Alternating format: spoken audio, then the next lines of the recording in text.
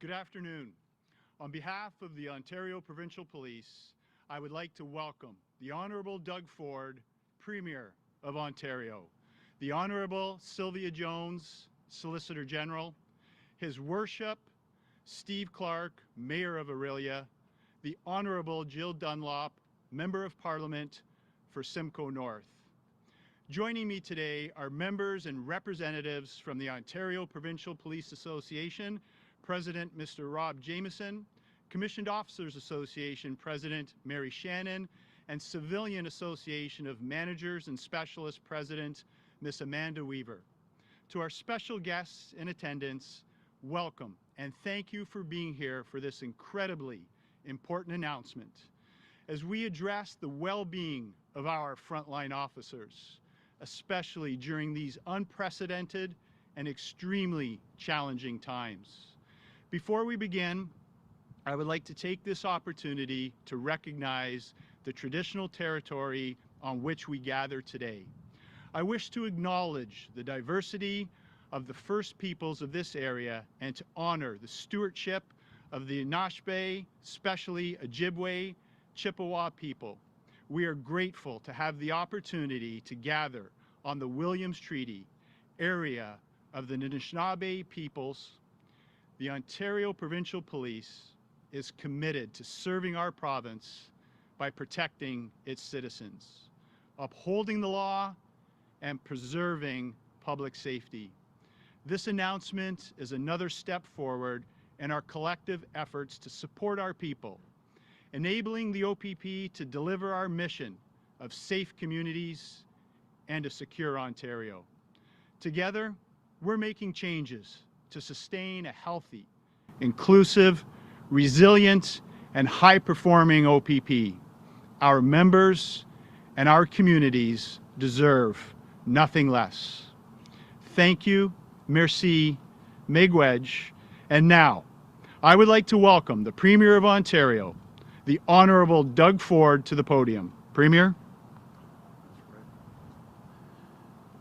Well, good afternoon, everyone, and thank you, Commissioner Carrique, for that very warm welcome.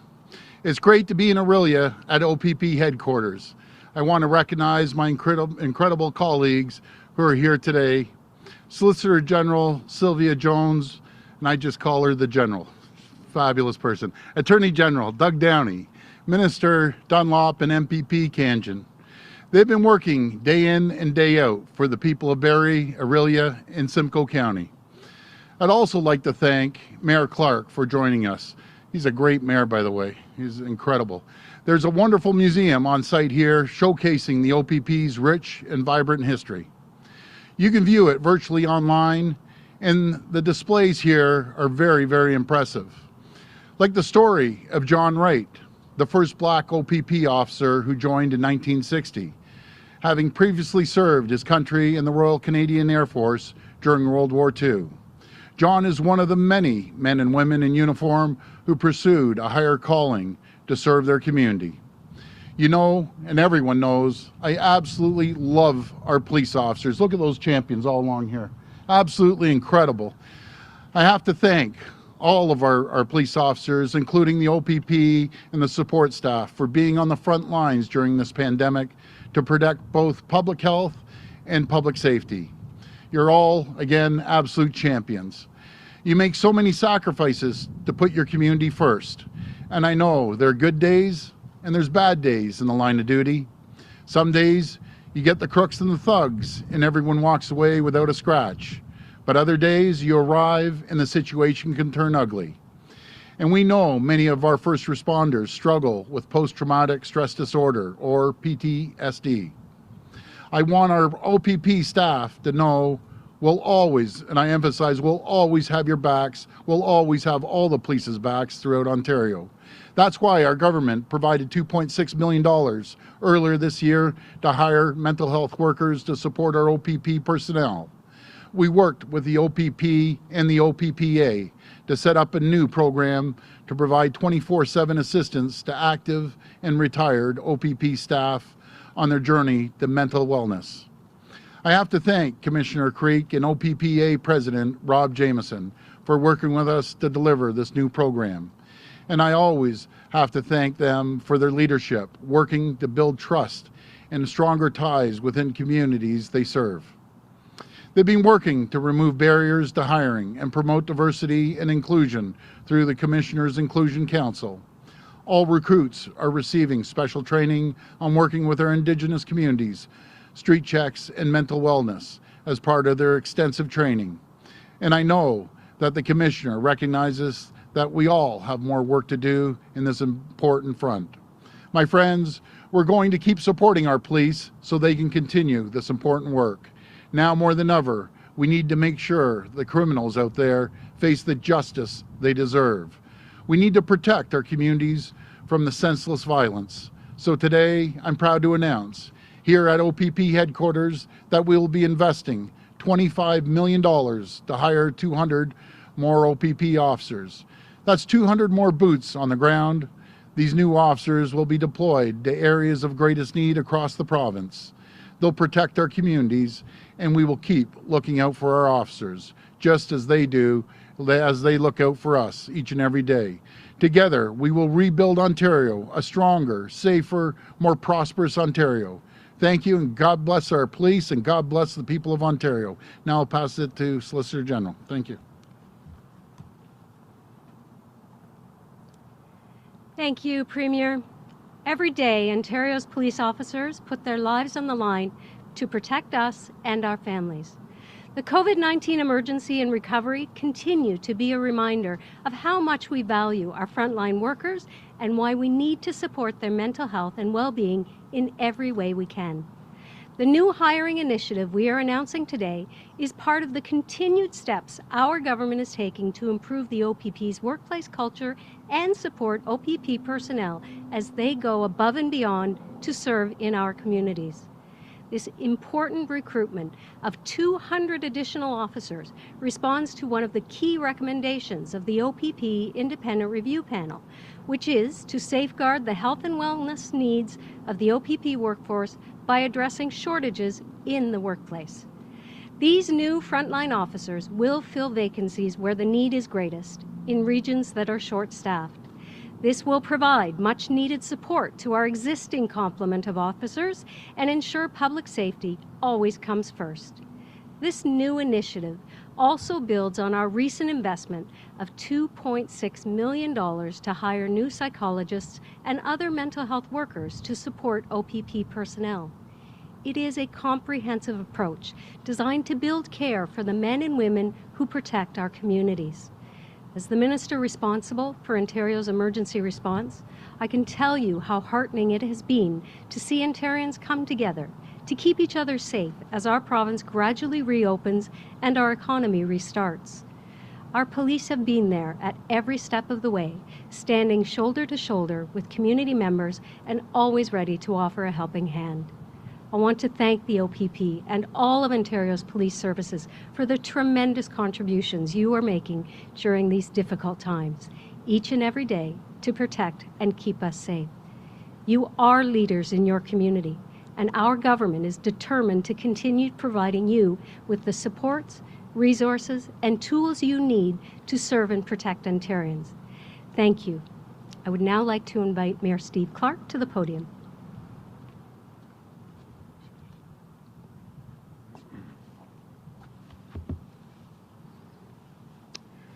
Well, thank you, and welcome one and all to the Sunshine City. Sometimes it's not just a metaphor, as you can well see. And it is my pleasure as Mayor of Orillia to be standing here at the general headquarters of the Ontario Provincial Police. And the OPP and the City of Orillia have a very special relationship indeed. Our local detachment, which serves Orillia and our surrounding areas, is the largest in Ontario and soon to have their new facilities open. Central Region headquarters is located here just on the other block. And as we all know by being here today, OPP is also the home, Orillia is also the home to the OPP General Headquarters. Truly a relationship with the OPP unlike that of any other municipality in Ontario. Members of the OPP are a valuable part of our community. They are our coaches, our volunteers, and a significant driver of our local economy. And I'm sure that we would all agree that theirs is a tough job indeed. Often interacting with people in very difficult situations who are not experiencing their best days. And I know from conversations with our local detachment commander that issues related to COVID, the COVID pandemic, have exacerbated the negative aspects of many of those experiences. These types of interactions can take a toll, certainly physically, but also a significant mental toll. And that is, to me, why this announcement is particularly important, as part of this investment is earmarked for the mental health issues. And as Mayor of Orillia, and because of our special relationship, I am fortunate enough to attend OPP graduations when the new recruits, at the end of their training, are welcomed formally into the OPP family. Although I will add, COVID has put the brakes on some of those graduations recently.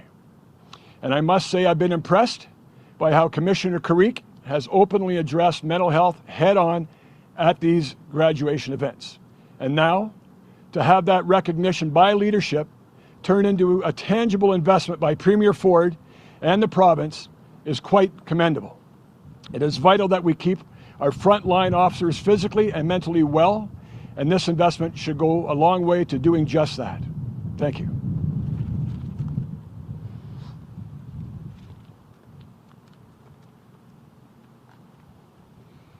Thank you, Commissioner Carrique, Premier Ford, and Minister Jones. We know that across Ontario, the Ontario Provincial Police play a tremendous role in supporting our communities. Whether it's keeping local regions safe, helping victims of domestic violence, or tackling large province-wide crimes like human trafficking, we depend on them. With today's announcement, we are taking steps to ensure that our frontline officers have the support they need to continue to help build healthier and safer communities. I was able to speak about our announcement on the Proceeds of Crime grant recently, which has officers working with local communities on their needs. With the addition of these officers and the expanded training they are getting, I am confident that our neighborhoods will be safer. As Minister of Children and Women's Issues, I have seen how domestic violence, human trafficking, and sexual violence are impacting Ontarians, and have heard just how important frontline officers are for supporting victims. Alongside our provincial police, we are working to help those trapped in the nightmare of sex trafficking to know that their community is working together to set them free. Most of us can't imagine these crimes occurring in our backyards. I can tell you that these crimes do not discriminate.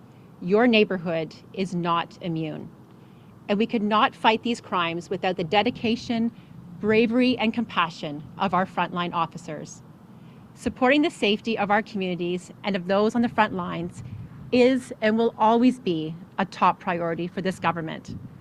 Thank you again for all you are doing, and thank you for making a difference. Please.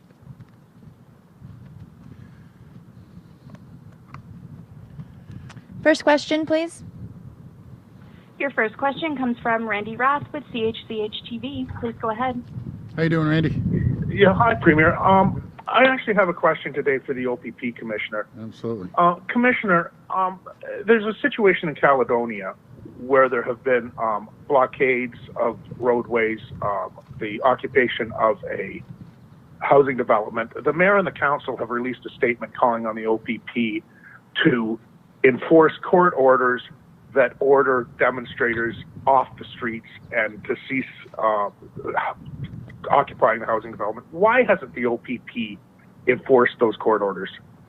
Well, the OPP work under a court-endorsed framework for police preparedness for response to Indigenous incidents, and we are working within the parameters of the injunction. Our primary responsibility is to preserve peace and maintain public safety, and that involves having negotiations, mediation, and ongoing dialogue to find sustainable solutions. We will continue to work within that framework, and we will continue to take direction from the injunctions that are in place to fulfill our legal responsibilities. Thank you. Follow up. Premier, the other day I asked you about this, and you said that essentially it was completely unlawful what was going on, and that you called on the demonstrators to cease what they're doing. Yeah. Do you find the OPP Commissioner's response acceptable to this? And are you satisfied that everything's being done that could be done, that can be done to stop the situation down there? Well, I have all the confidence in the world in the Commissioner and all the OPP. Matter of fact, I have confidence in all the police officers across Ontario. I want to make it very clear, I don't direct the police. I have the confidence that the Commissioner will follow the injunctions that have been put forward by the courts. But what I was saying, I have zero tolerance for anyone throwing rocks at our OPP, throwing outhouses over the bridge. I had a good conversation in person with Chief Hill. I had him down to Queen's Park. He fully understands and agrees. It's always better to discuss these things, work them out, make sure there is no violence, and we can move forward, because it doesn't benefit anyone. It doesn't benefit Six Nations. It doesn't benefit the Indigenous community as a whole. And it's better to sit down, talk about it, and work things out. And that's what we plan on doing. It's very, very important. We go down that avenue and continue with dialogue. That's how I feel, but I have zero tolerance, and I don't care who you are. You start attacking our police, I'll come out swinging. Simple as that. Next question. Your next question comes from Sean Jeffords with the Canadian Press. Please go ahead. Hi, Sean. Good afternoon, Premier. Wanted to ask you a couple of questions about schools again today. Sure. Earlier this morning, MPP Hunter wrote Ministerial and asked for proactive COVID testing in schools located in virus hotspots around the province. I'm wondering if the province has any plans to conduct that kind of testing, and if not, what is the government's plan regarding COVID testing in schools? Yeah, we do have a plan for testing, proactive testing, right across the board. We have a well-oiled machine with Dr. Heyer and the public health. We've been getting probably about 25,000, upwards to 30,000 tests every single day. And I've made it very clear to all ministers on our cabinet, nothing is more important right now than making sure we have a safe environment for the kids going back to school. And I've always said we have the safest, most cautious approach in the entire country. We have 500 nurses that we're hiring to go into these hot spots and do the testing as well. We have our health team on full alert. So we're doing a lot of things that no other province is doing in the entire country. They're taking our lead on things, but it's not, I want to emphasize this, as much as we put the plan forward, it's not the Doug Ford plan, the Stephen Lecce plan. It's a plan put together through the advice of some of the best doctors in the country on our health table and our chief medical officer, along with sick kids and other hospitals, be it UHN or CHEO in Ottawa. Follow up. On the testing resources specifically, I'm wondering if you intend to access any of the resources that you set aside in your latest fiscal statement, the reserves for healthcare, when it comes to ensuring that testing is available, specifically if there's a demand for it as school starts, if parents begin to take their children into the assessment centers and we see a spike. Yeah, well, we're ready. We're ready for those spikes, and we're prepared. We have, again, a well-oiled machine. We've learned a lot, all of us, as a province, as a people, right across this province. You look back in June, we had over 400 cases, and now, to the exception of maybe a couple days, we're under 100 cases, and I give all the credit to the frontline healthcare workers and the people of Ontario. They followed the protocols and guidelines from the chief medical officer, and they deserve all the credit in the world. We're doing well, but we can't take our eye off the ball for a second. Next question. Your next question comes from Lucas Meyer with News Talk 1010. Please go ahead. Hi, Lucas. Thank you very much. Sort of on education as well, Premier, to start. We spoke to the Ontario School Bus Association today because of this ongoing issue of a driver recruitment shortage, even more concerning this year. And he mentioned that one of the issues is a backlog of licensing to get drivers the go-ahead. Is there a way to fast-track this process to make sure there are enough drivers in September? And like work is being done with the city to find extra space for classrooms, would the government consider reaching out to the TTC, Go Transit, to see if drivers there could assist in transportation needs because volume is low right now? Well, Lucas, I think that's a great idea, but right now, as long as we can move forward and expedite the protests, and not protests, the process, I should say, and I'll talk to the minister about it because it's absolutely critical. We're putting $40 million more into making sure that we're cleaning the buses. We've increased spending on buses to $1 billion. And when they first told me $1 billion, I was taken aback. I'm thinking $1 billion, but that's what we're doing. We're putting $1 billion, making sure that kids get from their home to school in the safest manner as possible. But I don't believe we should sit back. We need to expedite the process. So I'll jump on that, Lucas, and we'll have an answer for you by the end of the day. Follow up. Thank you. Premier, and on an unrelated education question, back in April, the government changed its construction time rules. 24 hours for essential infrastructure, but also extended hours for things like condos, 6 a.m. to 10 p.m. There's a rather comical, but nonetheless, a serious video of a Torontonian kind of frustrated about this, how late it's going, and how it's really out of the city's hands. I'm wondering, since these changes were made in April, and we will have more people getting back to work in September, do you think it may be time to relook at those construction rules in terms of those specific time windows? Yeah, I heard about the video, and my heart goes out to this guy. He's hearing the banging and till late hours at night. I fully appreciate that, and I don't disagree with him. But the scenario we're facing right now, we have to get people into homes. The number one priority is to put a roof over someone's head, and we had a tremendous backlog through COVID. So we put that order forward, and hopefully when we get caught up, we'll take that order back. But I have to make sure that we protect our construction workers too. Part of that was to make sure the construction companies and the workers are able to separate their start times, so we don't have so many workers all at once. So they're splitting the shifts up. One during the day, one in the afternoons to the evenings. So we'll do everything we can. I hear them loud and clear, but we have to make sure the priority is to get roofs over people's heads there. Next question. Your next question comes from Robert Benzie with the Toronto Star. Please go ahead. Hi, Robert. Hi, Premier. I was wanting to ask you about your relationship with the federal government these days. I mean, it strikes me that earlier this week, Mr. Trudeau announced the new cabinet, and you were one of the leading voices on Chrystia Freeland being this new finance minister and how this is a good thing for the country. It struck me that your relationship with the federal Liberals has certainly changed a lot than this time last year when they were political kind of foes of yours. I just wondered if you could speak to that and why you think that's happened and how is it good or bad or indifferent for the rest of us. Well, I think it's good. When I was messaging Chrystia, it was last night before, I told her, I said, Chrystia, you and I are blazing a new trail that this country's never seen before, and I think it's a good trail we blaze because when I'm out on the street, so many people say that's great that the municipalities and the province and the federal government are all working together. When we're going through this pandemic, it's critical that we're all pulling in the same direction. Will we agree on everything? No, we won't agree on everything, but there's so many more things we can agree on and work together. And I could give you 10 pages of all the times Chrystia and I have talked late at night and saying, hey, let's get this done. And we're able to move things forward and cut down on all the red tape and all the bureaucracy to make sure that Canadians are safe, Ontarians are safe moving through this pandemic. So I consider Chrystia a good friend, and she'll always be a good friend. I forget about this green, orange, red, blue parties.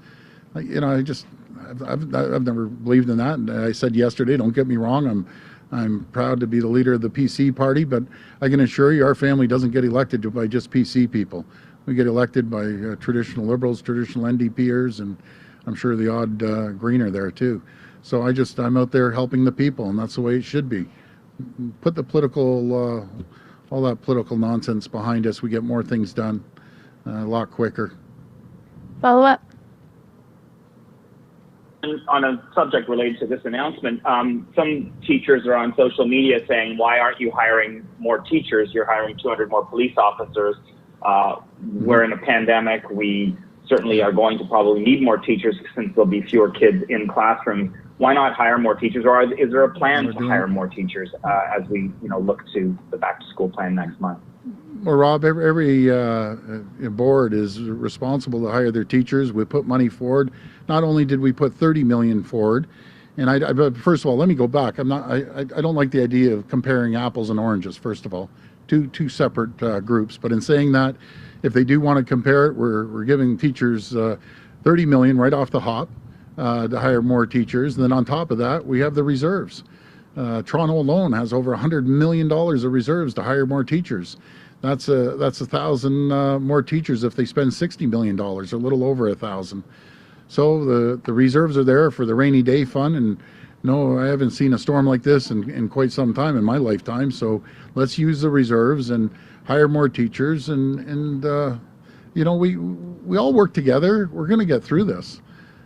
Put all this, the teachers unions have to put all this political nonsense behind them. I'm serious. Like, just put it behind you guys. Let's work together. I want to work with you, and let's move forward and get the kids back in the classroom as safe as possible. As I've always said, Rob, every single person in this country has been working together, and we need to continue working together, and we've been listening as well. So let's get the job done and work together. And I got a quote. Sean Monteith from Hastings Prince Edward District School Board. So he's the director out there, Rob.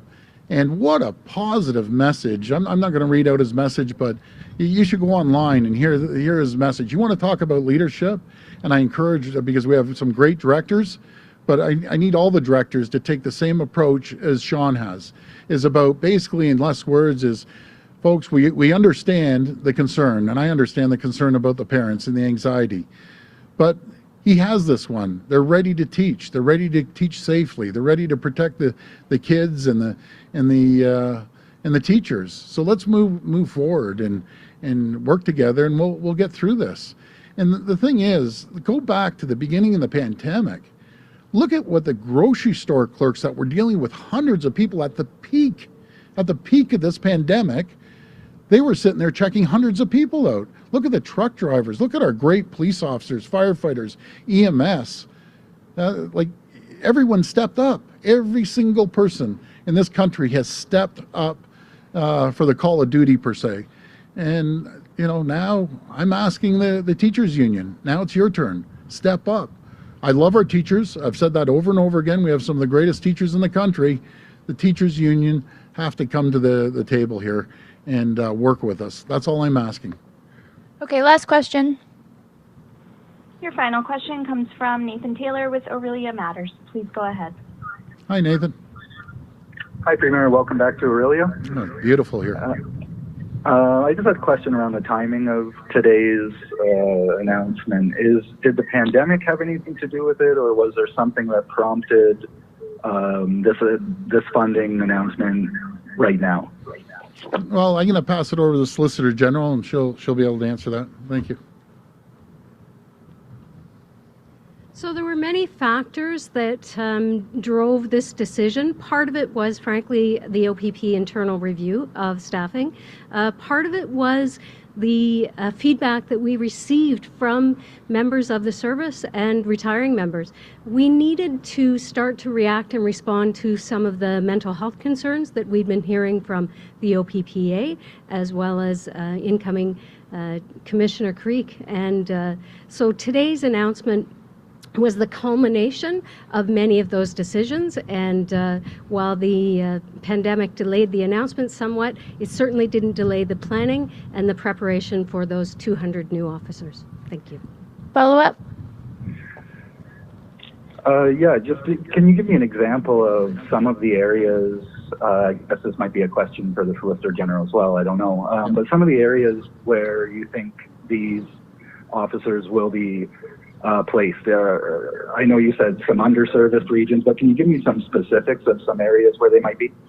Yeah, so you know, the operational decision about where the 200 officers will be placed will obviously be in the hands of Commissioner Carrique and his team, but it is clear that there are certain parts of the province, many in Northern Ontario, as you can imagine, that have had chronic understaffing, and so we want to make sure that we have the resources and the officers on the ground in place in those communities. But in terms of specific detachments, those decisions will be made by Commissioner Carrique and his team. Thank you. Okay. Thank you, everyone. Thanks, everyone. Real championship. How are you?